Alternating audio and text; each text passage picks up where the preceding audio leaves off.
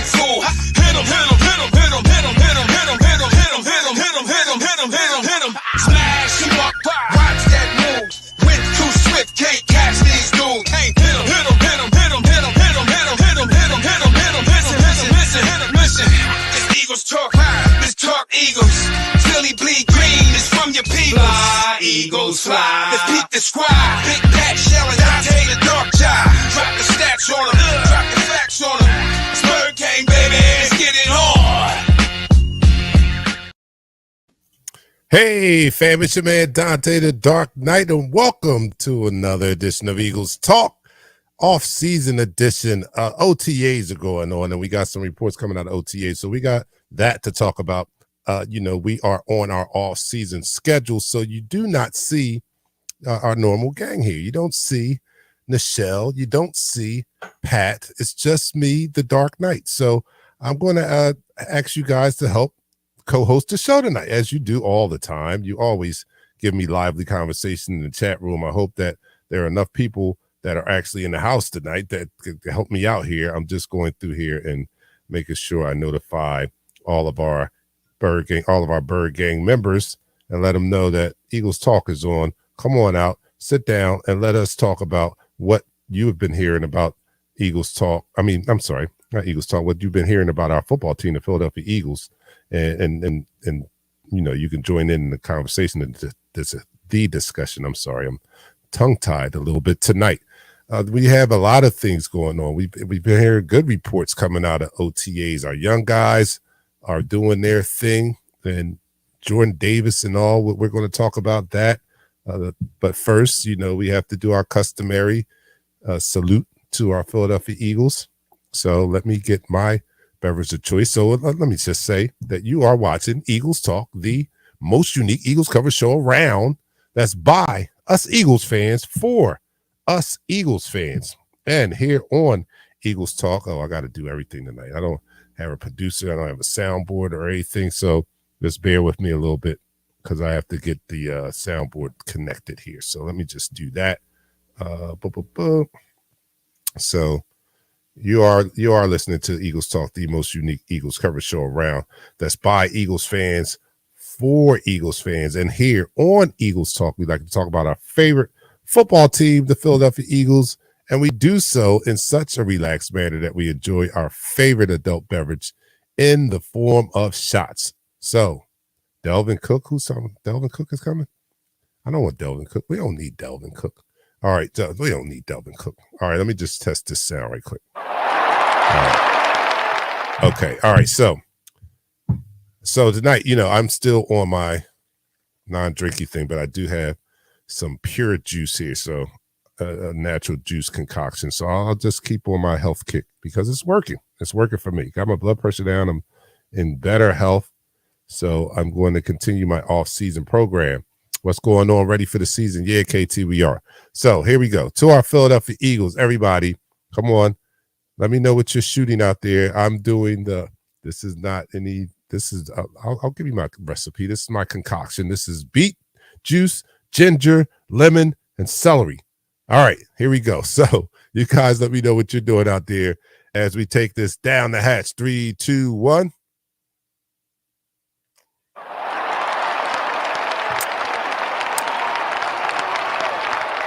You're now listening to the first quarter. All right, so we're not going to be here a whole hour here. It's just me and you. Unless you guys just have love the conversation, and we can stay around. Yeah, I don't think we need Delvin Cook. So first thing I'm hearing is that what's going on. Let's talk about Jordan Davis. Jordan Davis, they're talking about he is looking great in camp. He is coming in. He is in shape. He's a little slimmer, but he's still sturdy. He's still, that big guy. They say he looks more in condition, like he's more conditioned this year. I think that he is going for to be a 3-down lineman. Not that we play our linemen like that anyway. We have a rotation, right? So linemen they rarely get to play 3 downs. We rotate so much, but he is in that type of shape. He's coming out and he's trying to prove to the coaching staff that he's a 3-down lineman. Last year he was a premier run stopper when he was, and when he was healthy. When he was healthy, he was a premier run stopper. This year, I think he's coming in. He's going to look to do more, be more disruptive in the passing game also. And that would bode well for us, right? We would love to see Jordan Davis be that freak of a monster that we thought he would be last year when we drafted him. It's also that he's coming in shape. I've read reports that he's coming in shape because he wants to be an example for the young guys, for his young Georgia Bulldog teammates. He wants to be an example for them and show them what it is to be a professional and show them the work ethic that it takes to be successful. Although he's not even reached his peak yet or nowhere near his ceiling, he just wants to come in and be an example for them as Fletcher Cox and the older guys were to him.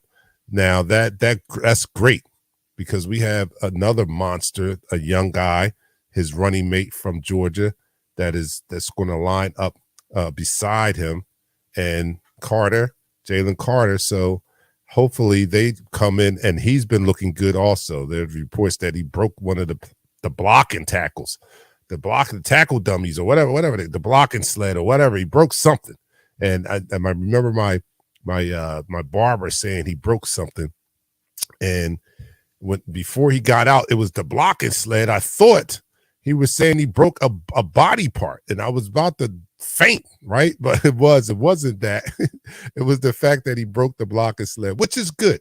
It's good when our defensive lineman breaks something other than their body parts and a teammate's body parts. But if anything outside of that, if they break something, that's a good thing. So it was the blocking sled. We hope that he breaks some quarterbacks during the season, right? That's what we really want him to break. We want him to break quarterbacks like we did in the NFC Championship game when we broke 2 of their quarterbacks.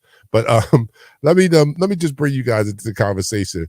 You guys, my co-host for the night, because I don't have any co-hosts. They have written in their offseason. They have written in their contracts they don't have to show up in the offseason. I give them the offseason off. I mean, if they are around and they're not doing anything, yeah, they try to join me. But for the most part, they enjoy their summer. But I have to come to you guys because, first of all, I love the Philadelphia Eagles. I just need to talk about them. And I miss you guys. And I love to hear what you guys have to say about them. So that's why I'm here every other Thursday, our new offseason schedule. So first person in the room tonight is KT Thomas. What's going on? Ready for the season? Yes, I am also ready for the season. Frank is in the house. Frank, don't give a fuck. Brown, yo, fam, what's up? Yo, fam. And then he asks about Delvin Cook. We don't need Delvin Cook. KT comes right back. No, we don't need him. I'm with you on that one. Dion's in the place and he's drinking the Maker's Mark. What's up, Dion? Always so classy and sophisticated. I can't wait until we have the opportunity to meet in person, Dion. You seem like the kind of guy that I would thoroughly enjoy hanging out with. Jermaine Patton, he's in the house. He says, what's good, Eagles fam? Who's ready for the season to start? I am. I'll raise my hand. I am ready for the season to start, but I'm not. I don't want to rush it. You know my steez. You know the reason for this. I want to see the Eagles. I want to see them bad. I want to see them tear this league apart as I think they can. But to do so, we would have to rush summer, which is my favorite season of the year. So I don't want to rush summer. It would be different if I lived in a climate where it was warm all year round. If I lived in Arizona or Florida or California, I would probably want the season to start tomorrow. But that's not the case. I live in the Northeast. So I kind of enjoy the warm weather and being able to cook out and all that. So I don't want to rush that. KT also says they said Watkins is doing good, but he was doing good last year in camp. Don't trust him, honestly. That's why I got you guys here, because that was one of my talking points also. So talked about Jalen Carter looking very good in the OTAs. Talk about Jordan Davis coming in shape, and he's looking very good in there. Let's talk about Watkins. Quez Watkins. What is your confidence level on Quez Watkins? Oh, this will be a great time. Let me just introduce that I will be appearing on a new podcast that has been created.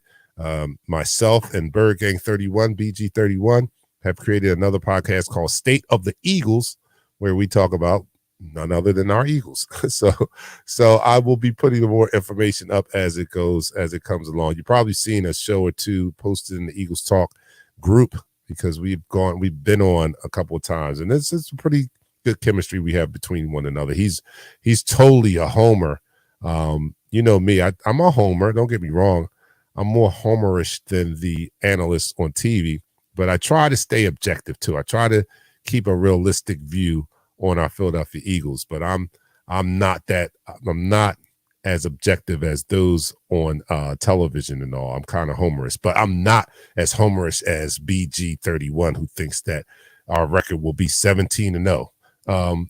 No, I'm not. I don't go that far, but BG does, and it's a good show. We kind of have a good chemistry going back and forth. Me trying to bring him back to reality, and I don't want to really argue against him. I mean, I have a couple co-hosts on here that are really optimistic about this upcoming season. If you have seen the annual schedule release prediction, you see that I have us at 13-4. Pat has us at 16-1. And Nichelle has us at 15-2. Do you guys agree with that? I know I got some homers in here also. Dennis Holmes, what's up, man? How's it going? Yeah, but if you missed that annual prediction show, yeah, that's the order. Pat has us at 16-1. Nichelle has us at 15-2. I have us at 13-4. And we know it's really early in the process. This roster isn't even cemented yet.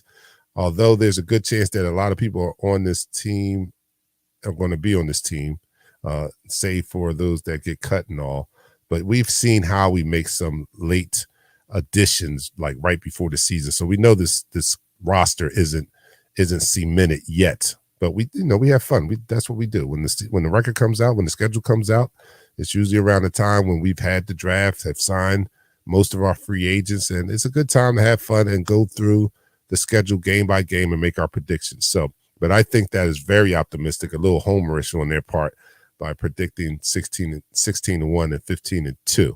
I know our team was very, very dominant last year.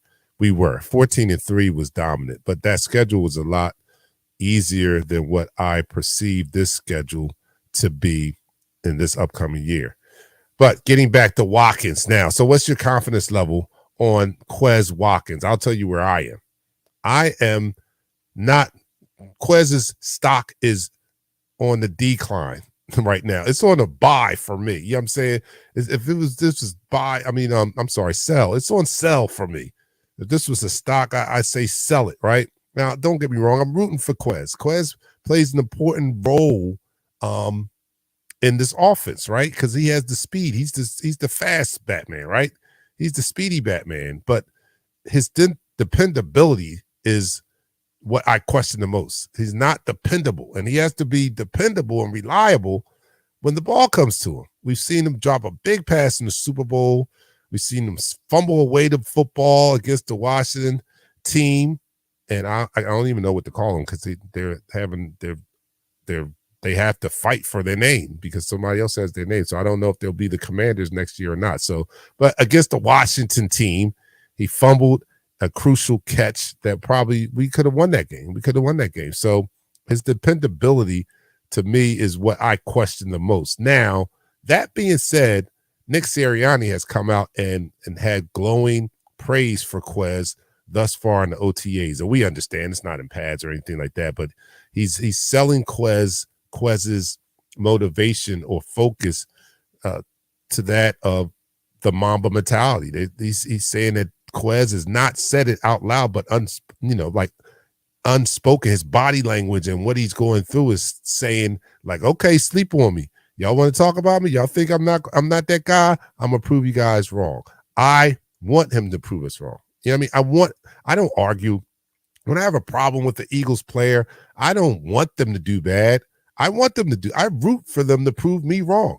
And I'm going to root for Quez to prove me wrong, but do it because we can't have that as a third receiver. And don't get me wrong, the third receiver is not a very prominent role on our team, but they do play a part. And Quez does play a part with his speed where he draws some attention. That bodes well for our other receivers. When Quez can take and occupy a D-back or maybe even garner some attention from a safety with his speed, that makes it easier for A.J. Brown, Devontae Smith, and Goddard. So he plays a role, but when he has his opportunities, he has to make the most of them, and he hasn't been dependable enough for me. Now, we have some competition that's coming in at the slot, and don't ask me to pronounce the names because I cannot, but you guys know who it is. I forget. I'm gonna pull it up because I don't even have Pat here to pull up my my stats and stuff like that. So but there is some competition coming in to the wide receiver room, and specifically in the slot position. So Quez, you're going to have to step up because there's somebody out there that will take your slot. And I'm rooting for the best person for the job to be on the field. So although I don't have that type of love that Zacharias Byron put it up there. All right, that dude right there. If I'm hoping you're spelling it right, Dr. Oz. He calls it Dr. Oz. So yeah, Quez has some competition there, and I'm rooting for the best person to play. The best person to play. I don't, none of that draft politics. I don't think draft politics will come into play in this situation here because we just picked him up and Quez has been with us. So neither of them are high draft picks. So there's going to be no draft politics involved here. It's going to be the best. Whoever outperforms or performs the best in training camp is going to probably win the job. And I don't care who it is. But Quez, if you have that chip on your shoulder, this will be a good time to show us that you can be dependable, or you're going to be sitting your ass on the bench because we can ill afford to have someone as undependable or unreliable as he was last year back in that position. Because like I said, that slot receiver doesn't get a lot of targets, but the few that he gets can make or break the team, as we saw in the Super Bowl. I know other people made mistakes, but that was a big catch right there. Had he made that catch, that would have helped us out tremendously. Let me go to some comments out here. Richard Layton is saying 14-3. Okay. That's even a little more realistic than 15-2 and 16-1. Jermaine Patton says, I agree with 13-4. Yes. Dennis, you also have a podcast. All right. So, and Dennis, I believe, yeah. Dennis, that's my man. Yeah, Dennis, I reached out to you. I told you to, what you doing now? You can jump on now. What you doing? Darn, do I got the, yeah, what you doing? I reached out to you one time. Actually, I even recommended you to BG because he's always looking for content and people to jump on with him. So I remember sending him your information one time. But yeah, you gotta you can pop on it now. I mean, it's off season, man. I'm just having fun. I'm put the link up there if you want. So yeah, Don Petit says, I'm more confident in Quez right now than I was on Aguilar heading into the 2017 season. And we know 2017 was Aggie's redemption song. Yes, it was. And he did. And he showed up. He showed up. And that was good for him because we were kind of low on Nelson Aguilar, but he had an outstanding year, our Super Bowl winning year. So anything's possible. And again, I'm not rooting against Quez. I want Quez to win. Dion says, Coach said he's loving Quez's right now. He's very happy with his attitude and the work he's putting in. Yes, that's what I've read. Byron says, I like Quez too, but it's no point in being fast if you can't catch or hang on to the ball. Exactly. It means nothing. It means nothing. All that speed means nothing if you can't hold on to the damn thing. All right. So drop passes in the Super Bowl shouldn't have happened. Yes, that was, like I said, you're not going to get a lot of targets as the third receiver because we have three receivers that get the ball, and as they should. We have the top 5 tight end in Goddard, who deserves his targets. We have one of the best, if not the best, wide receiver duo in the league in A.J. Brown and Devontae Smith. So the slot receiver is not going to get a lot of targets, but those times when they may be able to take advantage of all the coverage, given all the attention being on those other 3 receivers, we need him to be dependable. So Quez, I'm rooting for you, man, but if you can't hack it, I'm not, no love lost here. All right. So another thing, what we're hearing in OTAs is Zach McPherson. That's his name? Zach McPherson has a position change. He's going from outside corner to slot corner to nickel corner. So what do you guys feel about that? I mean, that would be, we have a lot of competition on the outside. I mean, we have two of the top corner. We have, one of the top cornerback tandems in the league with Bradbury and Slay, right? Then we have Greedy Williams. Then we have what's the other guy's name? Ringo. So we have a pretty deep cornerback room, and the only way I think for Zach to stay relevant and be able to compete to get some playing time, some snaps out there is to switch to the slot corner, because God forbid Maddox goes down. Who do we really have to back up Maddox? And he did go down last year, so that seems to be where and Zach McPherson played some slot corner in college, so he's not this is not foreign to him. So hopefully the young guy, because we were very high on him when for that 4th round pick when he was picked, and he hasn't lived up to it thus far. So maybe he'll find his niche in the slot, and that'll be great. That'll provide some depth. And one of the things that really helps this team out, and what I love about how he does with this team is he provides a lot of depth on this team, right? He makes sure that positions have adequate backups there, So this will go in line with that. If Zach McPherson could emerge as the second, as the reserve slot corner, that would be great for him. Yeah, and and you're right, John. He's a pretty good special teamer as well. So I hope it works out for him. Byron says Maddox was holding CD Lamb in check before he went down. Then Lamb went crazy. Whoa, here we go, man. We got our first guest on here. Dennis. All right, I'm bringing Dennis in, man. Oh, I might have to be on here for an hour because this boy is wild, man. You got to check his podcast out. They say some things that I say them sometimes on here too, but no, they really go in. All right, here we go. Dennis, what's up, my man? Up? What's going on? Hey, man. I'm glad to be here. Thanks a lot, man. Dante the Dark Knight, man. I'm finally on Eagles Talk, man. I've been trying to get here since before the pandemic. I was going to just say that. Yes, finally on yes. here. Well, I appreciate you joining us, man. I put the bat signal up before, man. You ain't answering, but that's all right. We're here now. We here now. I don't know what happened back then, but I'm gonna take the fault for it. But I'm glad we here. We was talking Quez Watkins. I'm 80% on Quez. He played that third receiver spot. He wasn't getting the ball as much. I really want y'all to go back and watch these games. Like if you go back and watch the first game of the season. Mm-hmm. Devontae Smith didn't get the ball at all. Mm-hmm. First game of the season when we played Detroit. Mm-hmm. True. He didn't have one catch. No. He didn't. That was AJ's coming out party. That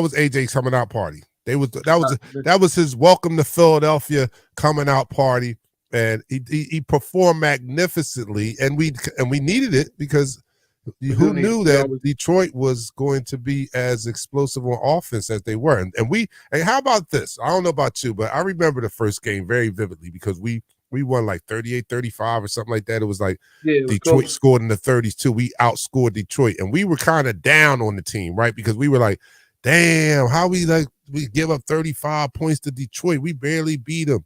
Come to find out, Detroit had a pretty good offense. You know what I mean? It wasn't a fluke that they scored 35. It wasn't a knock on our defense that they scored 35 because they scored on a lot of people last year. So I remember that. But that was AJ's coming out party. Devontae didn't get as many targets, but you remember, if I remember correctly, I think the next week Devontae kind of got his went off the next week. Yeah.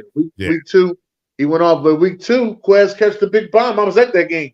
Quez catch the big bomb against Minnesota wide open. Why? Because so much focus on Devontae and AJ. So I believe this year he's going to catch some passes, be better. I believe this year he's going to handle the ball more. but I can't put it all on him. It's like everybody want to put it all on him and say, "Oh, let's drop him and go get DeAndre Hopkins." No, we're not doing that. We're gonna keep Quez. We need a burner. I don't want to go get nobody. I want to get a burner. He's somebody that's gonna blow the top off the defense. I agree. I'm not a big proponent of signing D Hop anyway, because number one, D Hop trying to get his bag. He's trying to get a bag, and we don't have a bag for him to get. All right, so that's number one. We don't have a bag for him to get. Number two, I don't know if he can play that role. I mean, you gotta check your ego at the door if you're gonna come in here and play slot receiver, because we have, like I said, we have three pretty good targets that have to get their targets. I mean, you know, we got AJ, Devontae, and Goddard, and they are worthy of getting the targets that they get. So Hopkins, you come in here, are you going to be able to check your ego at the door? That's the only way that will work. And I don't know if that's possible, especially when you want the bag. I mean, he's not been signed yet because he wants the bag. They were trying to trade him with the Bills and the Chiefs being main suitors for his services, and they couldn't get the deal done because DeAndre salary demand was just too high. So when you have that already coming in the door, how you're not checking, you can't even check your ego to accept a lesser deal. How are you going to check your ego when it comes to the ball being thrown your way? So our team, to me, one of the strong points of our team is the team chemistry, right? Yeah. And we can't ill afford to have a diva come in here and kind of upset that. What do you think? I wouldn't call him a diva. You might, but I don't think nobody should come in here and upset that at all as well. I mean, I've even had people inbox me and say, "Oh, my man Jeff, shout out to Jeff. He inboxed me and said, why don't we get Hunter Renfrow because he's perfect for the slot receiver position." And I'm like, yeah, but Hunter Renfrow don't take the top off of defense. We need somebody to take the top off. Right. So any of those, how you feel about any of those that they brought in? I like the kid from Philly. I call him OZ because I can't really say his name. So right. I call him OZ. That's what I call him. I really like him because he's from Philly. I love the hometown that we're doing. We're bringing people who's from Philly back to Philly. I was very excited to get DeAndre Swift. I know you've seen my video when we got Jalen Carter.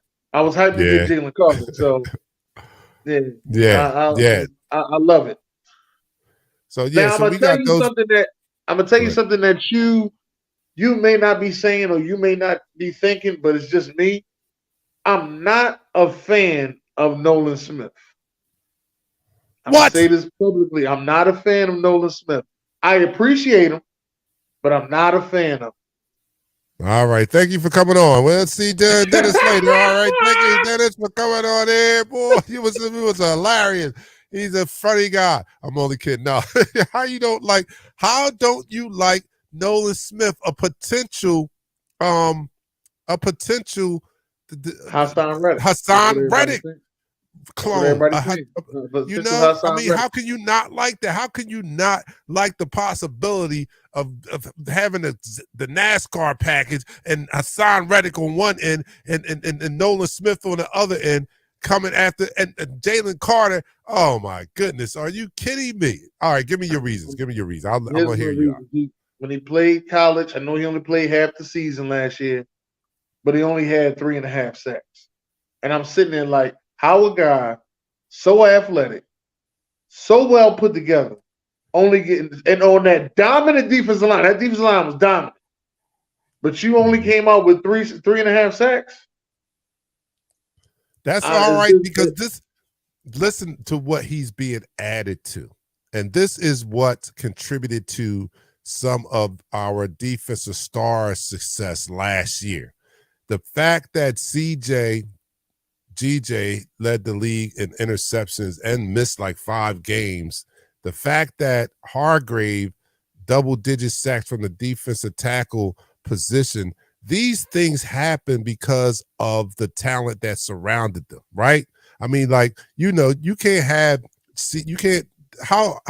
how dominant is Hargrave on the defensive line when he's the premier defensive tackle? Probably not as dominant, right? Because they can focus on him, right? He was a beneficiary of being surrounded by other talented defensive linemen, which you had to pick your poison. Who you going to double team? You double teaming Hassan Reddick? All right, Hargrave's getting one-on-one. You double teaming Fletcher? Hargrave's getting one-on-one. You double teaming Hargrave? Fletcher's getting one-on-one. Jordan Davis getting one-on-one. BG is getting one-on-one. We had, the offensive line and the offensive coordinator had to pick their poison on who they were going to focus on stopping in that front seven. And that boded well for people that had talent because we had people who can beat the one-on-one, and that's why Hargrave benefited. Well, I think that Nolan Smith will reap the same benefit of being surrounded by such talented people on the offensive line, and we go deep on the offensive line. Our rotation on the defensive line is what makes it so successful because in the fourth quarter, we're coming in, we still fresh. We got fresh D linemen coming at you. So I think that he's going to benefit from that. And I know for rookies, they don't really start off. They don't come out to a fast start, right? Because they're rookies. But I think this year is going to be a little exception because Jalen Carter and Nolan Smith are surrounded by some very talented people in that front seven. I'm not looking for him to go out and have an explosive rookie year. You know what I mean? I'm not putting the pressure on him like, oh, well, this guy needs to have 10 sacks. That ain't the pressure I'm putting on him. I just want to see how he wins his one-on-ones. That's what I want to see. I want to see how he wins his one-on-ones. What has he done to get better? Those are the things that I'm looking at. Now, I heard him when he got drafted. He wanted the book. He wanted to be on the field. He wanted the PDF sent to him right now. I want to see that same hunger translate to the field. And I'm looking to see that in preseason. I'm being the first preseason game in Baltimore. So I'm looking to see that then. All right. That's fair. But you don't you love that? Don't you love the fact that he wants to come in? Does that remind you of somebody on this team? Did that remind you of our quarterback a little bit? Does that mentality remind you of that type of that's that Mamba mentality, right? That's that Mamba mentality. And then while we're on the subject, let's go to Jalen Hurts because the reports coming out of camp is they really like the way Jalen Hurts is looking. They expect Jalen to take another huge step from last year to this year. Now, how huge a step could you take? I mean, the boy was like a couple votes away from being the MVP, and they're expecting him to take another huge step. I don't know. Let me say what the haters say. He only threw 22 touchdowns. All right. He ain't throw for 4,000 yards. All right. He ain't been healthy a full season. All right. Okay. I'm just giving you what the haters say. Now he's an actor too. Did you see his new commercial? Yeah, I saw that. I like the commercial. Now he's an actor too. I like the commercial. All right. Well, then that proves my point. Then that proves the Eagles' point that he's going to. They are expecting a big leap. He only threw. I'll rephrase it a little bit and give another tone to it. He only threw for 22 touchdowns last year. He only threw for 30-something hundred yards last year. So I guess he does have room to make another huge leap. If he throws, he throws for 30-plus touchdowns, that's a huge leap from last year. If he throws for over 4,000 yards, that's a huge leap. So I guess there is room. And I believe, you tell me if I'm wrong, that he's not near his ceiling yet. No, he's not. That's why he's not near his ceiling. That's why when people said this, I just laughed. I was like, okay. I said, y'all want more? He's going to give you more. That's it. And we don't have a nickname for him yet, but I want to call him. I want to call him Maximus. He remind me of Gladiator, man. Everything you put in front of him, he go out and he kill it. He remind me so much of Gladiator, man. I just want to call him Maximus. I really do. We got to get him a nickname. We got to get him a nickname. All right, we're gonna work on that. Look, let me go to the comments. And one of these comments are asking about your show. So if you put that in the you got access to the comment. You got access to the chat. Yeah, I'm gonna put it in there. All right, so yeah, John Batiste asks, what platform can we view your podcast, bro? So yeah, we can provide that information. I'm on all platforms, but I'm about to put it in the chat. All right, to add Hopkins, Jermaine says to add Hopkins is to add another 10 passing attempts when we already averaged 30 passing attempts last year. Yeah, and I think that for Jalen Hurts getting back to him to have that type of leap from last year to this year, to throw those 30 touchdowns, to get over 4,200 yards passing, he's going to have to possibly run less. I mean, like you think about it, I don't really look at his I look at his touchdown total rather than his passing touchdowns because he's such a weapon with his legs. So, when we add up the quarterback's touchdowns, I think we have to compare his total touchdowns, to the others' passing touchdowns, because he doesn't run. I mean, he runs a lot more than most other quarterbacks run. I mean, double-digit touchdowns with his legs is amazing. So, if he's going to increase those other numbers, probably his rushing totals are going to suffer a little bit. And I'm not too mad that would happen, but that is a part of what makes him special, and that is a part of what makes him an ultimate weapon. So we'll see what happens. Don says with multiple stars, you may have less stats. Yeah, definitely with that. Let me see. All right, that's it. All right. With that. If he stops running, that'll be cool because we got a plethora of running backs. Because I really don't want him doing the 4th and 1s, even though it's so automatic. But I really don't want him doing it. I'd rather hand it off to somebody and let them do it. But I'm not gonna lie, it's so automatic. Like you gotta go with it. It's so automatic. Like there's nothing they can do to stop it. Yeah, I agree with that. That's a hard thing to probably get away from when the percentage is so high. Yeah, I don't know. But we do have that offensive line, though. I think that we can give it to either one of those backs, Penny or Swift, and still have a pretty good conversion rate. I mean, I just can't wait to see those running backs run behind our line also. I was okay before we got Swift. I was okay with Penny. I think if Penny is healthy, that he would have had a giant year behind this offensive line. Penny's not. I mean, he's not lighting the ass. He is. You wasn't all right with Penny? I was all right with Penny, man. I've seen Penny healthy. That's his biggest thing is if he can stay healthy. Tell you two things I wanted. I either wanted a big back, somebody who could do those 4th and 1s, and I wanted a LeGarrette Blount type back. Let me say that. So either I wanted a big back, or I wanted Jahmyr Gibbs, or last but not least, I wanted to get Ezekiel Elliott for the love. Those are my choices. I mean, Zeke, I can see how people could want Zeke. I don't want Zeke just because of where he came from. That's it. I can't even. I'm not optimistic. I mean, I'm not objective when it comes to that. I'm straight Homer. I'm Homer when I make that. My perception is not rooted in any kind of objectivity. When it comes to Cowboys, I don't want them. I don't want none of them. We haven't had any success with any of them that we have picked up. And, it ends right there. We should never pick up any more freaking Cowboys ever. I might be a little hyped now. You tell me, but I'm challenging you to tell me what former Dallas Cowboy we had success with. I know Murray it was Chip's fault that he didn't have success here, but that was a disaster. We shouldn't have got rid of Shady. That's all. Yeah. Oh my God, that was horrible. Okay, Dion said the only thing that can stop our 4th and 1 offense is some BS rule change. Damn, handing it off and getting stuff. Yeah, you're right.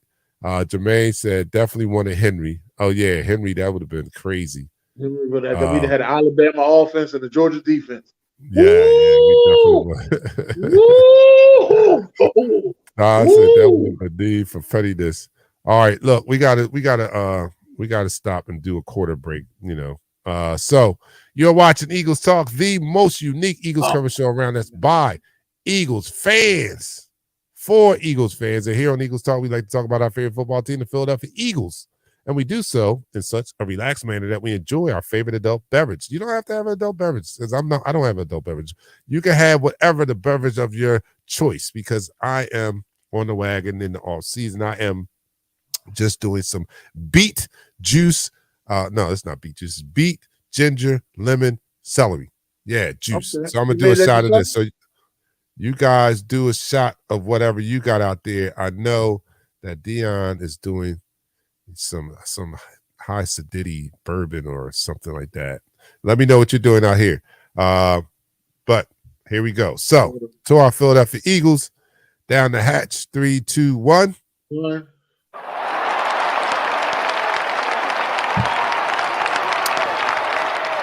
You're now listening to the second quarter. All right, so getting back. Oh, Don is doing the great goose. That's smooth. That's smooth, Don. I see you. I see you. All right. Murray had dead leg. I don't know if he had dead leg. I just know he's not a breaking to the outside running back, and Chip wanted to run him around the edge all the time. I know that. That's all I know. He was the I formation back. Yeah, he was an I formation back, and Chip want to pitch it to him. Like, what the hell are you doing? Chip was tripping, yo. All right, he had the perfect back, but I'm gonna leave Chip alone. I don't want to talk about Chip. Chip alone. We be here all night. We talk about Chip, boy. We be here all night. Man. No, I made an argument though for Chip. I can't talk about Chip too much because in the grand scheme of things, we don't win the Super Bowl without Chip doing what he did. We don't. You know why? We don't win. I mean, he had a couple good picks during his tenure, but his biggest contribution was sending Howie into that back room, that closet, because Howie got, that was like his sabbatical. That was like his escape and go meditate in the cave type moment. Like, he went back in the cave and meditated, and when he came out, he was a beast. He built a Super Bowl team in less than 2 years from being released from the closet. So I don't think Howie is the GM that he is had it not been for that time that Chip had him sent to the back closet there. So I thank Chip for that more than anything else. Because Howie's a beast now. I agree with that. I think I have to agree with that a lot. Chip made like a couple good draft picks, you know what I mean? So it ain't that bad. All right, what else is going on in OTAs? What else you hearing in OTAs? I said Zach McPherson, Blankenship. Blankenship seems to be the right now. I know this is early in the process, only OTAs, but he's running with the ones at safety. There's going to be, I think it's going to be stiff competition in that safety role. I think that Edmonds is going to win one of them, but I think that other one, I'm kind of leaning towards the rookie Brown. What do you think? I'm leaning towards Brown as well. I'm not feeling Blankenship. Blankenship didn't play a good role to me last year. I know a lot of y'all are going to say, "Oh, he only played a couple games. You got to really give him a chance." Nah. I don't know if it's. I don't know about you, Dante. Is it just me, or it just seemed like when somebody play that safety role, they got to know how to tackle and cover. Right. Like that's what they're like. That's what we used to. You have to know how to tackle, and you got to know how to cover. It's like a hybrid. And that's what we used to. Like, you just can't come in there and just think, "Oh, I can just cover. I can't tackle." Nah, you got to do both. You got to go, and you have to know how to lay a hit. Right. I agree. I do. I think Blankenship is stronger in the hitting tackling department than he is in the covering department. But you definitely need in his coverage. He definitely got to be able to cover as our safety, because that's the role that our safeties play. I mean, we have Malcolm Jenkins, man, CJ GJ. We've had some that have been very versatile, and Blankenship is not. Quentin Michael was good. Quentin Michael. He did pretty good trying to replace B-Dog. Don't forget Michael Lewis. Remember Michael Lewis? Michael Lewis was a pro. Yeah. We going back now. I mean, we going back. But yeah, that's our history. That's, you know what I mean? That's the type of safeties that thrive in Eagles green here. Now, I'm with John Batiste Desai. What's his, how you pronounce Desai, right? Desai using terminology like violence and tangible. He says he wants us to be able to feel this defense on TV. Yes, I love that. To go back to that, I loved his introductory press conference. He said he used all the terms that we as Eagles fans love to hear. But It remains to be seen what he's going to do with this fan. Because we had a defensive coordinator that just left the building who I still hate to this day. Who I thought it was said the face. that, People told me I was tripping. No, I hate Gannon. But Gannon, he had our hearts too. But after before that playoff game when he said we're going to gut him, we love that. We love that type of talk. When he rolled past the fans on the way into the stadium and he rolled down the window and said we're going to gut him. Yeah, that's the type of stuff we want to hear. And then he came out and ran that soft ass zone and stuff. So you can say the right thing, but we want to see what you put on the field. I want to see how this defense performs. What is your expectation or confidence level of Desai? Desai has been in Philly for a while, man. And Desai must know. And for you to be in Philly this long, I'm just praying that to be a defensive coordinator in Philadelphia, you have to blitz. Okay? Mm-hmm. There's not I don't feel like blitzing. I have the pieces that I don't need to blitz. No. Ain't no defense we ever had better than that 92 Eagles defense, all right? Or 91, whichever year you want to call it. Ain't no defense we ever had better than that. And they blitz. You have to blitz. There is no ifs, ands, buts about it. And see, my thing is, and that's why I'm probably, you guys, people say I'm being harsh on Gannon, and I don't care. Y'all can say whatever the hell y'all want to. But Gannon, to me, was the beneficiary of having a very talented group on defense more than it was his scheme. You know what I mean? I think he was just he just reaped the benefits of having such a talented D line, having such talented edge rushers that they can overcome the deficiencies in his scheme and such. I mean, we heard some of the top players on defense at one time or another, make disgruntling comments about, especially Slay. I mean, some people look at Slay like he always passing the buck, but no, Slay was just saying like, yo, that wasn't my responsibility. I think that was taking a shot at Gannon. He was saying those 30-30. At 30-30. Yeah, he was like, that wasn't my responsibility. You know what I mean? Y'all got to look at what we was called. You know what I mean? I think that was a backhanded shot at Gannon. Like, look, I did what they asked me to do. I didn't necessarily agree with it, but that's what they asked me to do. I did what they asked me to do. You know what I mean? So I just think that Gannon was the beneficiary having a Fletcher Cox, even though, he's a little older now, but still garner some attention, having a Hargrave, having a BG, having a Hassan Reddick, and having a Jordan Davis, having Sue, having, we had a talented front seven last year, man. We did have a very talented front seven. I know I can't take away the fact that it was the third most sacks in the history of the NFL. I can't take that away from them, but I think that with a defensive coordinator that blitzes a little bit more, we probably would have blown that record out of the water. Out of the water. And we didn't even have that good of linebackers. Right. And we would have blown that record out of the water. Mm-hmm. And but see, and I had this conversation, and I want to ask everybody in the audience, and I want to ask you, who's the better defensive coordinator, Jim Schwartz or Jonathan Gannon? Woo! I'm gonna wait till I see a comment, dude. I'm gonna wait. Look, I'm gonna wait. That's a flip. That's a flip of the coin, man. Damn. I mean, just because I hate Gannon, I probably say Schwartz. But Schwartz had, we ain't like Schwartz too much by the time he left here either. We did not like Schwartz. If it's third and more than 10, he played that sticks defense. Yeah, I hated that. The first down. Yeah, I hated that. John Batiste said, swapping the devil for the witch. Damn. That's a good analogy, John. Hey, that's a good one. Yo. Oh.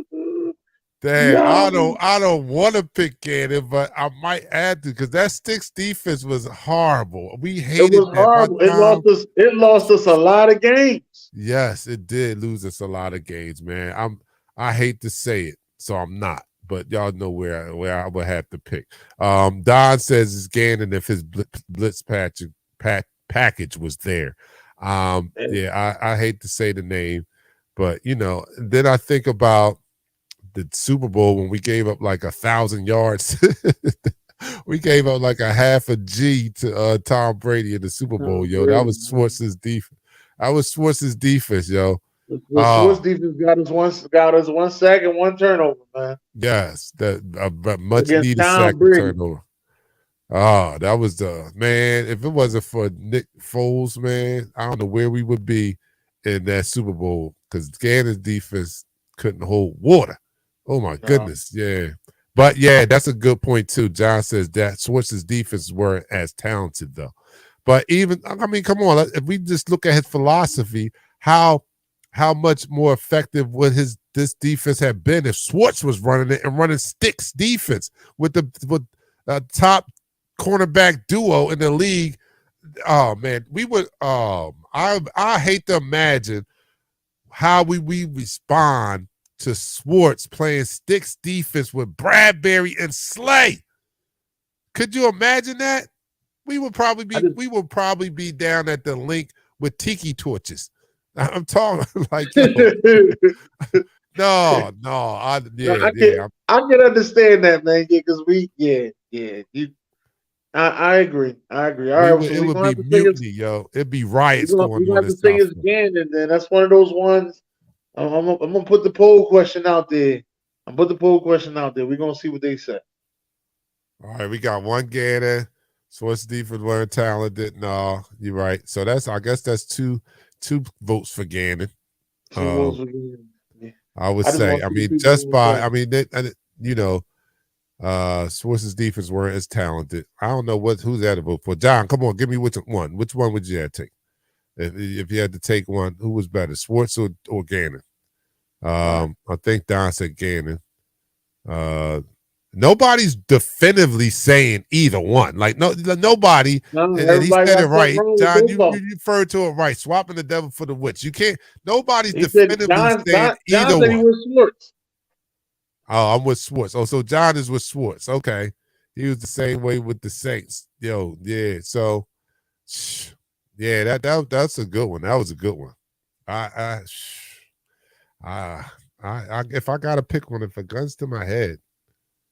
Well, all right. So are we just talking about their philosophies? We're not talking about the defenses they led, right? We're just talking about their philosophies. Let's just talk about their philosophies. You had a choice. That's still tough. All right, I don't even want to talk about that because that's the tough part. Let's just say you coming into the season with a pretty good defense, but you don't have a defensive coordinator, and you have a choice to Jonathan Gannon or Jim Schwartz. That's your 2 interviews right there. Who are you taking? Right. You've been seeing their history. You've seen what they can do. Who are you taking? Yeah, all right. That's still tough. That's still tough. The man said Schwartz. The man said Schwartz too. Yeah. All right, Schwartz over Gannon. These were Schwartz. Philosophies are almost identical. Yeah, with that soft ass. Yeah. Yeah. Your philosophy defines your defense, man. Oh my God. I'll go with Schwartz too. I hate Gannon, but if I look at it, I hated that sticks defense, but Schwartz had more. He had more experience than Gannon too. Gannon hadn't even. I'm surprised. Well, I know why he got the head coaching job because he's a young mind, and most people say he's brilliant in that aspect. I don't know, but he doesn't. He wasn't a defensive coordinator that long. His first job as D coordinator was with us, so he was only a D coordinator for 2 years. So yeah, I have to go with Schwartz.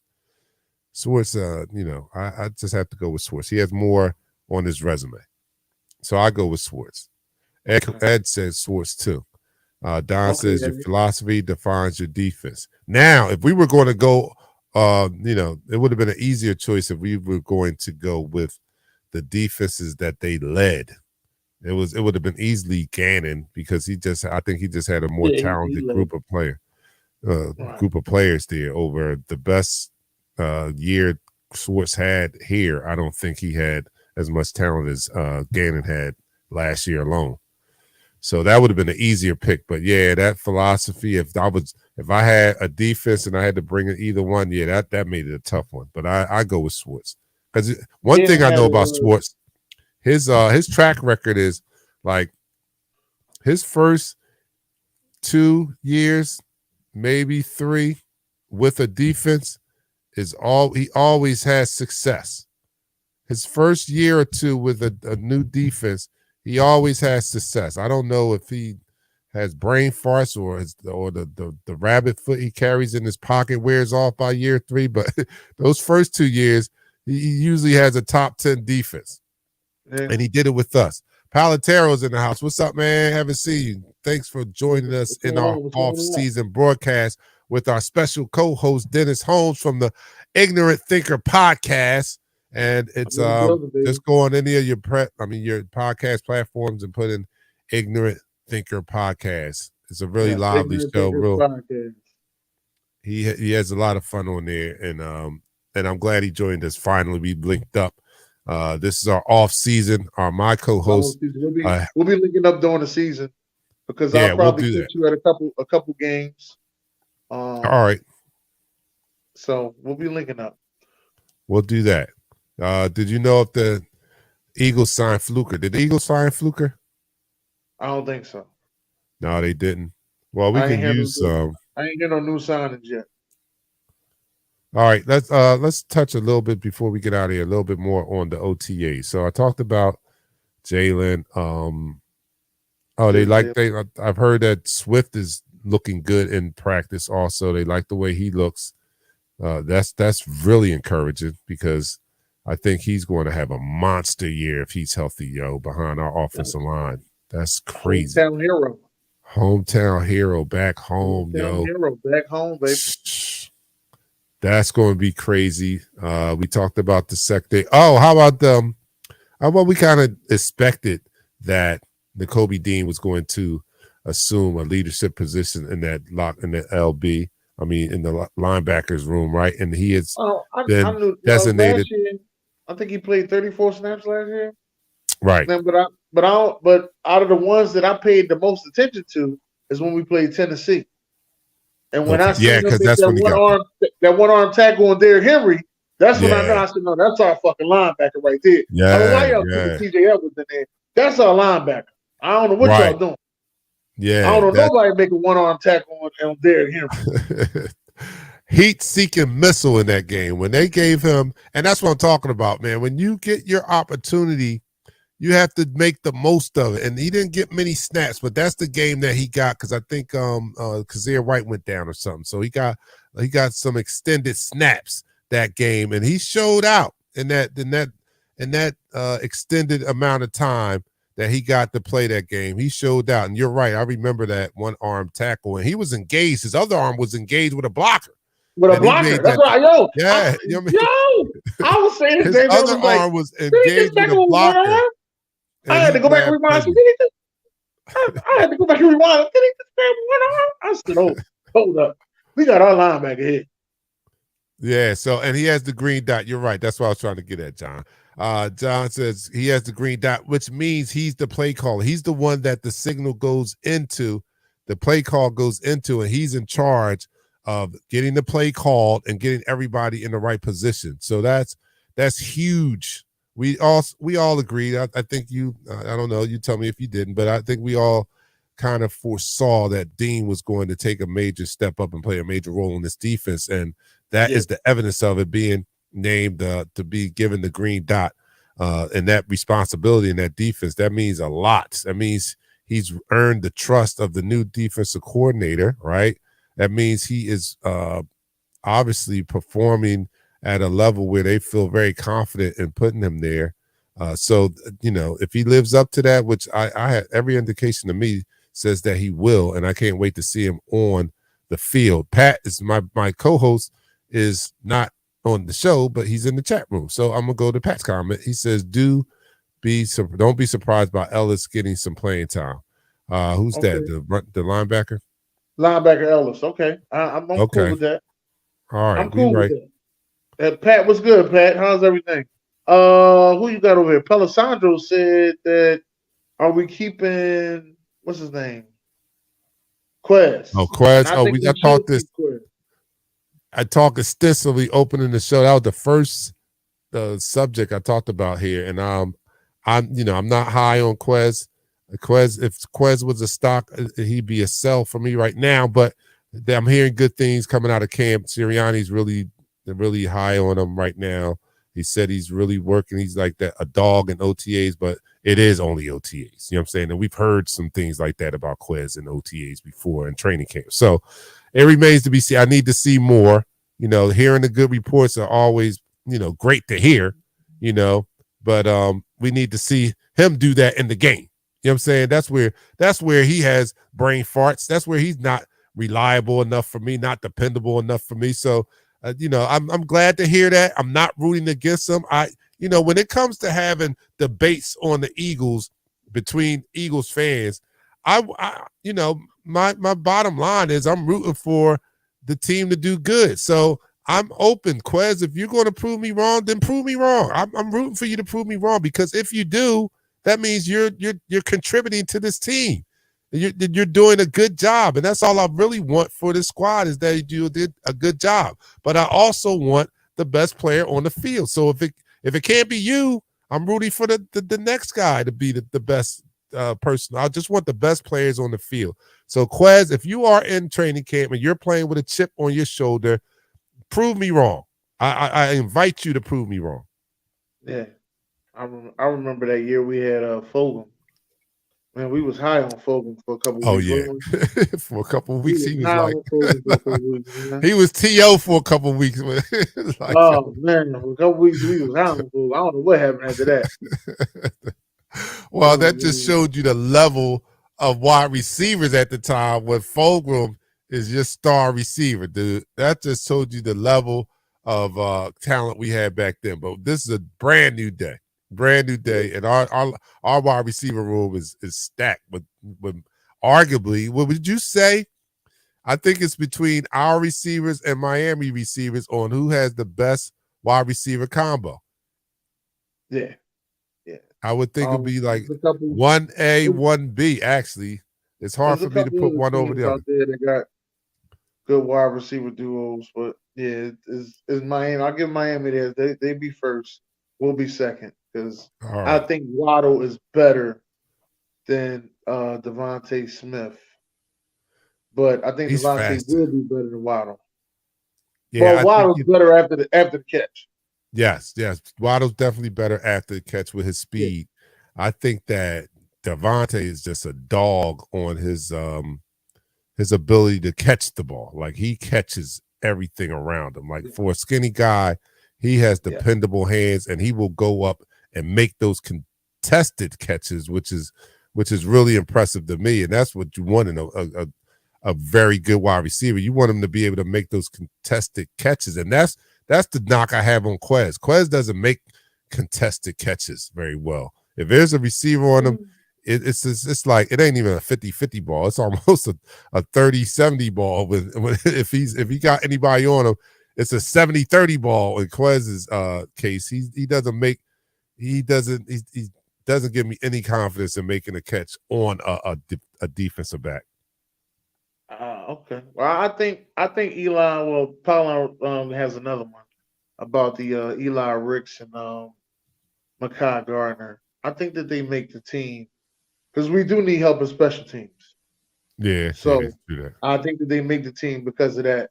But I wouldn't be surprised to see Eli Ricks at the safety position. I wouldn't be surprised. Well, that's good. We need help in safety.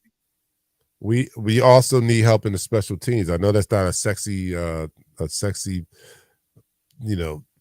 on the team, but our special teams sucked last year, and they came up very short in the Super Bowl, also giving up that long return. That was a big play. So anybody who can come in.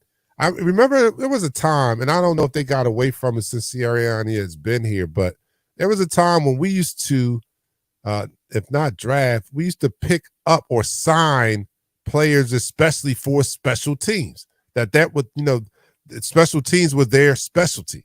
Did we get away from that? Do we need to probably get back to that? I mean, we don't have a lot in the budget to go out and just, sign people specifically for special teams. But like one or two here, we had special team that was their specialty, and our special teams sucked last year. Maybe we need to think about that.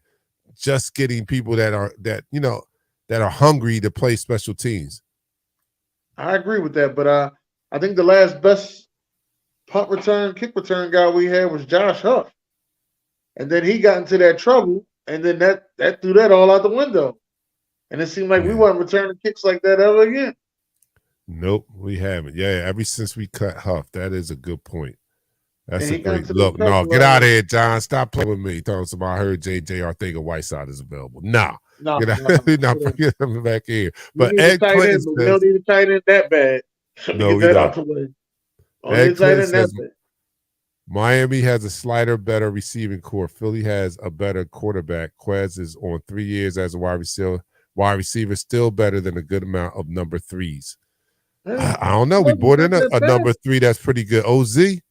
Pretty good. That's why he's here. OZ is good, man. That's another hometown hero, man.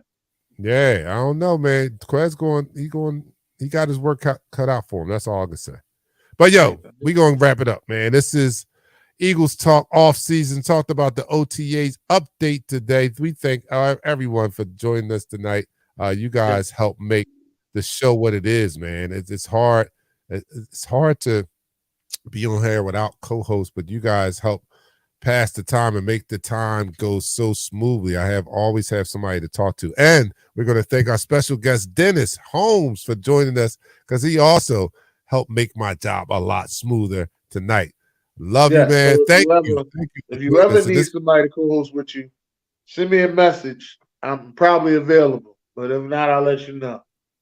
All right, we're going to do that. You hear that? You hear that, my off-season co-hosts that take off the off-season, that had it written in their contracts that they don't show up in the off-season? You hear that, Pat? No, I'm only kidding. All right. No, I'm not taking nobody down. I don't get to talk strictly Eagles on my show. My show, I have to talk all sports. You know what I mean? Here I get to talk strictly Eagles, and I love it. So that's why I'd rather come on y'all's show and talk strictly Eagles. Thank y'all for having me. Yes, thank you for showing up. You guys, man, show your love to my man Dennis Holmes. We'll see him before the season starts, because my co-hosts don't come here in the off season. So I'll be reaching out to you soon, man. You should come on my show. All right, just send me a link. Yes. I'm a talking fool. All right, okay. All right, so here we go. All right, we're out, man. Y'all gonna have a great week until, well, not next week, but the week after. Until then, I'm your man, Dante Dark Knight, for Dennis Holmes and the rest of the crew. We'll see you guys later. We're out. Peace. We go live in 5, 4, 3, 2. Smash him up, crack that fool. Quarterback, crack, yo, sack that fool. Hit him, hit him.